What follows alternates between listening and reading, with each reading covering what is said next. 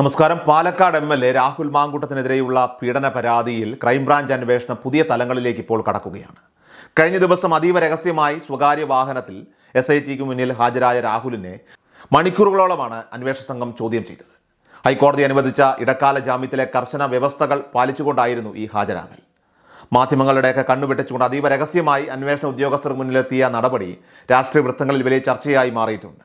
ഏതാണ്ട് 9 മണിക്കൂറോളം ചോദ്യം ചെയ്തതെന്ന് ചില കേന്ദ്രങ്ങൾ അവകാശപ്പെടുമ്പോഴും 4 മണിക്കൂറോളം നീണ്ട വിശദമായിട്ടുള്ള മൊഴിയെടുപ്പാണ് നടന്നതെന്നാണ് ഔദ്യോഗികമായിട്ട് പുറത്തുവരുന്നത്. ചോദ്യം ചെയ്യലിന് ശേഷം വൈദ്യപരിശോധന പൂർത്തിയാക്കി വൈകുന്നേരത്തോടെയാണ് അദ്ദേഹത്തെ വിട്ടയച്ചത്.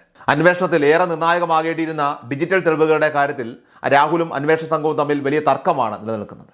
പരാതിയിൽ പറയുന്ന കാലയളവിൽ രാഹുൽ ഉപയോഗിച്ചിരുന്ന മൊബൈൽ ഫോണുകളൊക്കെ തന്നെ ഹാജരാക്കാനായിട്ട് ക്രൈംബ്രാഞ്ച് ആവശ്യപ്പെട്ടെങ്കിലും അത് നൽകാൻ MLA തയ്യാറായില്ല. ചില ഫോണുകളൊക്കെ തൻ്റെ കയ്യിൽ നിന്നും വിറ്റുപോയെന്നും മറ്റു ചിലതൊക്കെ നഷ്ടപ്പെട്ടു പോയെന്നുമൊക്കെയാണ് രാഹുൽ നൽകിയ വിശദീകരണം. എന്നാൽ ഈ മറുപടി അന്വേഷണ സംഘമാകട്ടെ മുഖവിലേക്ക് എടുത്തിട്ടില്ല.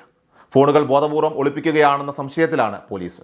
അതേസമയം തൻ്റെ സ്വകാര്യ വിവരങ്ങളൊക്കെ അടങ്ങിയ ഫോണുകൾ അത് കൈക്കലാക്കി രാഷ്ട്രീയ പകപോക്കലിനായിട്ട് പിണറായി പോലീസ് ദുരുപയോഗം ചെയ്യുമെന്ന ഭയമാണ് ഈ ഒരു വിസമ്മതത്തിന് പിന്നിലെന്നും രാഹുലിനെ അനുകൂലിക്കുന്നവർ വാദിക്കുന്നുണ്ട്.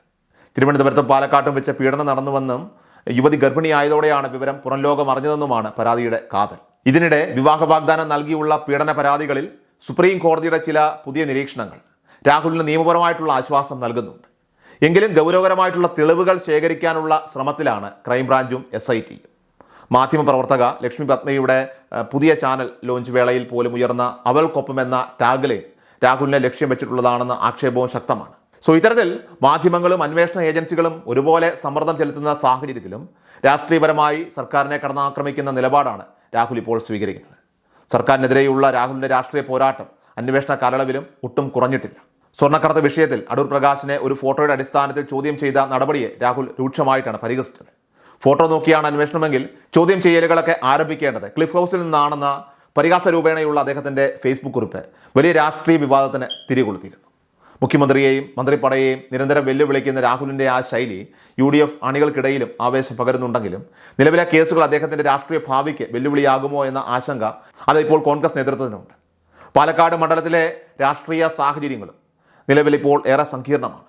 ഷാഫി പറമ്പിൽ വടകരയിലേക്ക് മാറിയതോടെ ഉപതെരഞ്ഞെടുപ്പിലൂടെ രാഹുൽ പിടിച്ചെടുത്ത മണ്ഡലം അത് നിലനിർത്തുക എന്നത് കോൺഗ്രസിനെ സംബന്ധിച്ച് അഭിമാന പ്രശ്നം തന്നെയാണ്.